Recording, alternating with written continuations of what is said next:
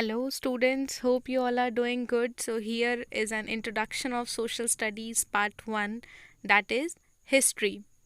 So, today we are going to study chapter number 3, the farmers and the herders. So, in this chapter, we are going to study about the Neolithic period, which is known as Neolithic Age. The period after the Mesolithic age is known as Neolithic age or New Stone Age.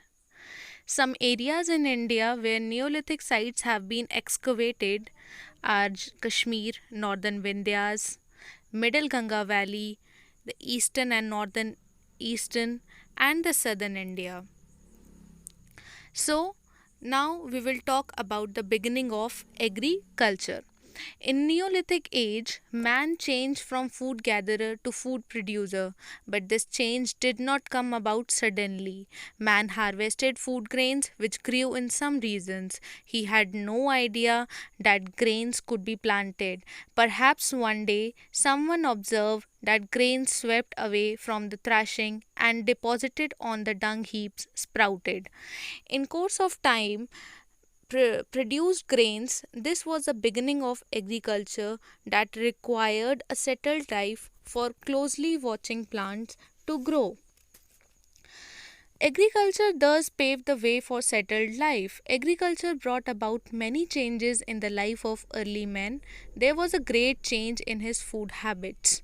He began to live on food grains and vegetables. He also started making clothes from cotton that he cultivated. Growing crops assured man of a continuous supply of food. Although man still hunted, the rearing of animals assured him continuous supply of meat, milk, etc. Now we will talk about community life.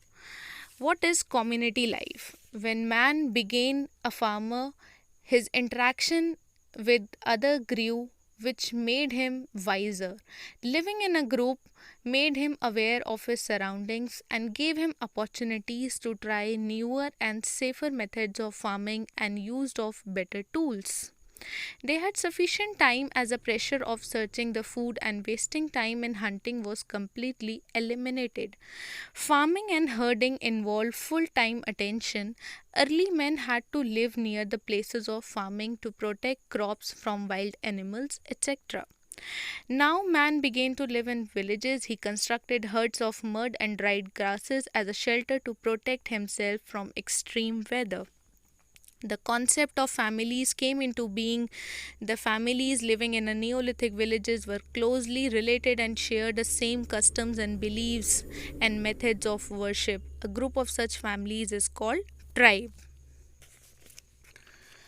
As groups became larger, distribution of work came about. The tribes jointly owned natural wealth. Man has occupations such as hunting and ploughing, whereas women took care of home and children's.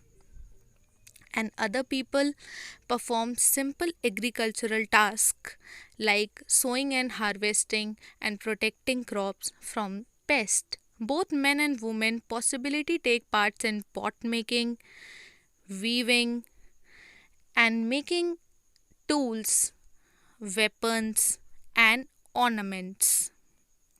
As you can show in the picture, there were several methods of weaving and making tools and weapons and ornaments. A beautiful ornament is described on your screen. Now we will talk about tools. What do you mean by tools? There was a great improvement in Neolithic tools and weapons.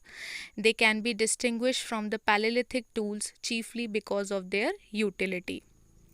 Man still made his tools and weapons from stones, but they were stronger and sharper than before. They invented stone axes, sickles, hammers, bows, and scrapers. Man also made spindles and bone needles. The small polished tool called microliths were fixed onto a wood for easy hunting. Most of heavy tools were used in digging and leveling the land, whereas sharper tools used in skinning the animals and preparing the meat. Now we will talk about invention of wheel. What do you mean by invention of wheel? Wheel was a remarkable invention for Neolithic man. He might have got the idea by rolling the log of wood. He may have realized that by rolling them he could make things move faster. This made him understand the use of round objects would enable easy movement. Wheels not only improve transport but also quicker the pace of development. The potter's wheel improved the process of making pots. Perhaps the wheel also used in spinning thread, which led to weaving. Once weaving was known, man used cotton and wool to make clothes, as you can show in the image. Now we will further discuss about the pottery. What do you mean by pottery?